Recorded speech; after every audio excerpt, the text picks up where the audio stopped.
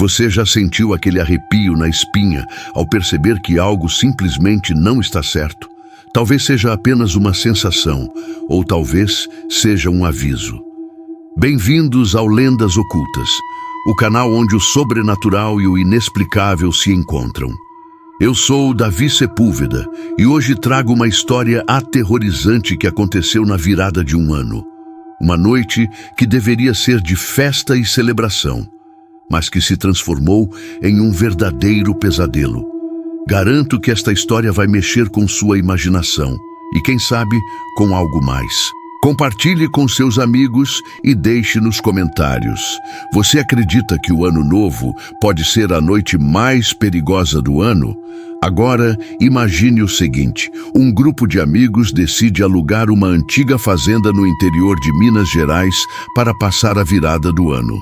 A propriedade, isolada e rodeada por um denso matagal, tinha sido abandonada por décadas, até ser reformada e transformada em uma casa de temporada. Os relatos sobre o local eram conflitantes. Alguns moradores da região diziam que era apenas uma casa velha, sem nada de especial. Outros, porém, alertavam: cuidado, lá o tempo não passa como deveria. Na noite do dia 31 de dezembro, tudo parecia normal. Fogos iluminavam o céu distante, a música tocava e os amigos brindavam ao novo ano que estava por vir. Mas algo aconteceu pouco antes da meia-noite. Um dos amigos, Júlio, decidiu explorar os arredores da casa, movido pela curiosidade e talvez por alguns drinks a mais. Ele levou uma lanterna e saiu sem avisar ninguém. Os minutos passavam e Júlio não retornava. No início, os outros acharam que era brincadeira, mas a demora começou a preocupar. Resolveram procurá-lo e se dividiram em grupos. Foi então que um dos amigos, Carla, ouviu algo vindo do matagal. Passos apressados, como se alguém estivesse correndo na direção deles. "Júlio!" ela gritou, mas ninguém respondeu. Quando finalmente Carla iluminou a área com sua lanterna, viu algo que a fez congelar. Entre as árvores, um homem parado. Ele usava uma roupa antiquada, como de um fazendeiro de outro século, e segurava um objeto brilhante nas mãos.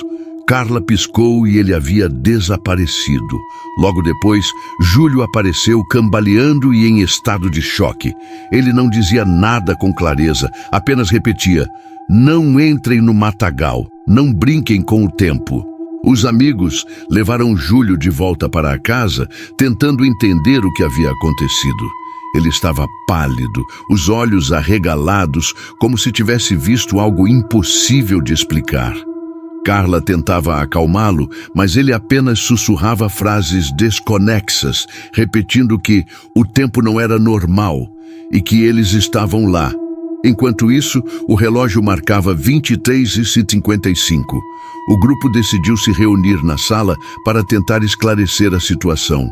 Foi quando Pedro, um dos mais céticos, sugeriu que tudo não passava de uma brincadeira ou que Júlio estava apenas assustado pelo ambiente isolado e sombrio. No entanto, uma frase de Júlio os calou. "Vocês acham que estou brincando? Então expliquem por que o relógio da casa parou às 23h45, mas o meu celular está em 23h59. Ao ouvirem isso, todos olharam para os relógios pendurados na parede. Realmente estavam parados. O silêncio tomou conta do grupo, mas foi interrompido pelo som de um sino ao longe, vindo de fora da casa. Um som grave, constante, que parecia se aproximar a cada badalada. Pedro, ainda incrédulo, decidiu sair da casa para investigar. Pegou uma lanterna e, mesmo contra a vontade dos outros, caminhou até o quintal. A cada passo, o som do sino ficava mais alto. Quando iluminou a entrada do matagal, percebeu algo no chão. Marcas de pegadas que pareciam ser de pés descalços, mas incrivelmente profundas, como se tivessem sido feitas por alguém com um peso sobre-humano. De repente, a lanterna piscou e apagou. Pedro tentou manter a calma, mas algo frio e úmido tocou seu braço. Ele deu um passo para trás e viu, por um breve instante, a mesma figura que Carla havia descrito. O homem com roupas antigas, parado e imóvel, como se esperasse algo. O som do sino cessou, e Pedro correu de volta para a casa. Ao entrar, os amigos estavam aterrorizados. Júlio havia começado a chorar descontroladamente, apontando para o relógio na parede. Era meia-noite em ponto. Foi nesse momento que as luzes da casa se apagaram, mergulhando todos em uma escuridão completa. E então, uma voz grave ecoou pela sala, vinda de lugar nenhum e de todos os lugares ao mesmo tempo. Bem-vindos ao novo ciclo. A voz reverberava pelas paredes e a escuridão parecia engolir tudo ao redor. Os amigos estavam paralisados, incapazes de reagir, como se algo invisível os mantivesse presos. Júlio, no entanto, parecia diferente. Ele parou de chorar e começou a murmurar em uma língua desconhecida, com os olhos revirados, como se estivesse em transe. Pedro tentou sacudi-lo, mas Júlio não reagia. Foi então que Carla notou algo assustador. Sombras começavam a se formar nas paredes, mesmo sem nenhuma luz. Não eram sombras comuns. Elas pareciam ter vida própria, movendo-se de forma irregular, como se estivessem cercando o grupo. De repente, uma das janelas da sala se abriu com um estrondo, deixando entrar um vento gelado que apagou as velas que eles tinham acendido.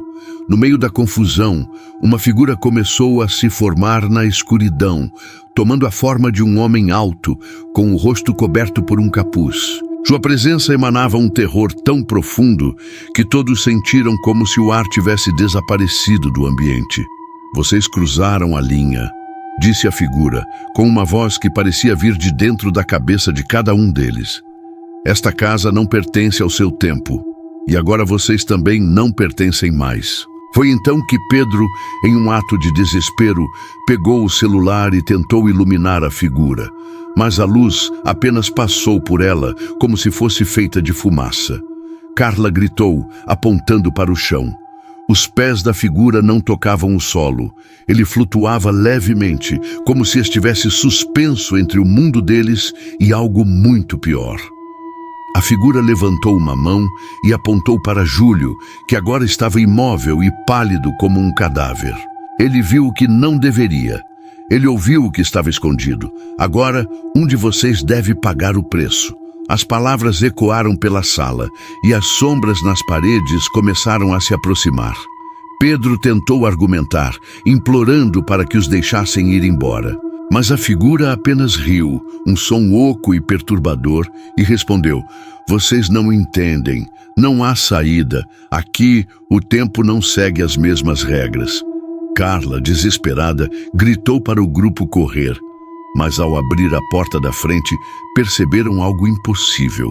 O lado de fora da casa não era mais o mesmo. Não havia quintal, árvores ou matagal, apenas uma vastidão escura, onde o horizonte parecia se dissolver no nada. Carla fechou a porta com força, os olhos cheios de lágrimas. "Nós estamos presos, não tem para onde ir." Pedro, ainda tentando manter a calma, insistiu que havia uma forma de escapar. Ele lembrou de algo que Júlio havia dito mais cedo. "Eles estão lá. O tempo não é normal." "E se isso tiver algo a ver com o relógio?"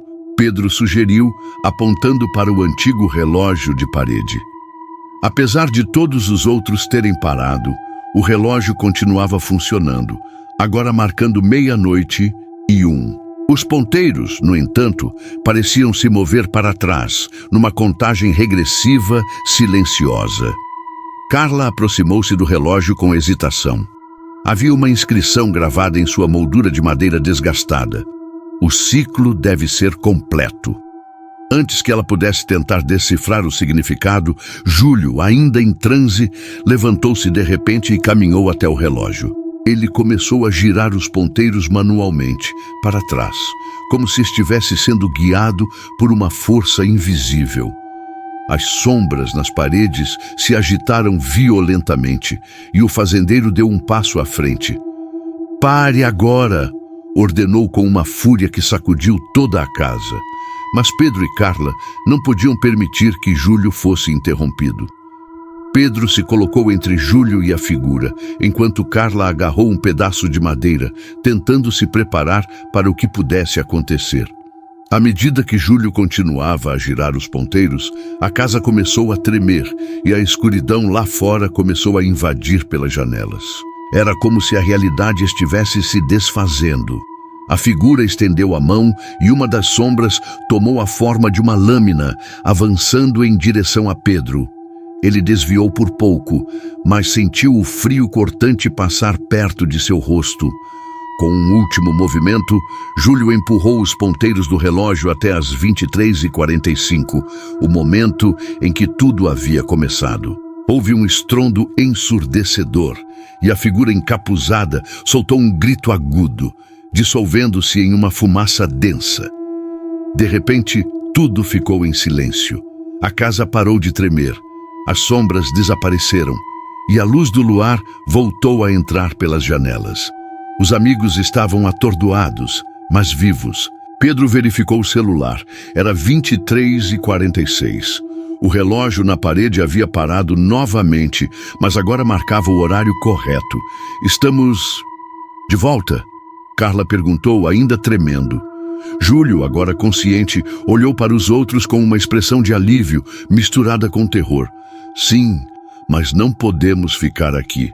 Sem hesitar, eles pegaram suas coisas e correram para o carro. Quando deram partida e se afastaram da casa, Júlio olhou pelo retrovisor. Por um breve instante, ele jurou ter visto a figura do fazendeiro na janela, observando-os enquanto desapareciam na estrada. De volta à cidade, eles fizeram um pacto. Nunca mais falariam sobre aquela noite. No entanto, algo ficou gravado em suas memórias para sempre. Às vezes, o Ano Novo não traz apenas esperança, mas também coisas que deveriam permanecer esquecidas no tempo. Agora, eu pergunto a você, o que você faria se estivesse no lugar deles? Você teria coragem de girar os ponteiros daquele relógio? Ou fugiria sem olhar para trás? Responda nos comentários. E se gostou dessa história arrepiante, não se esqueça de curtir o vídeo e compartilhar com alguém que adora histórias de terror. E antes que você saia, lembre-se de se inscrever no canal Lendas Ocultas. Aqui exploramos os mistérios mais sombrios e as histórias que vão te fazer questionar o que é real. Ative o sininho para nunca perder nenhum relato assustador e cuidado com a meia-noite. Nem todo recomeço é seguro. Até a próxima história.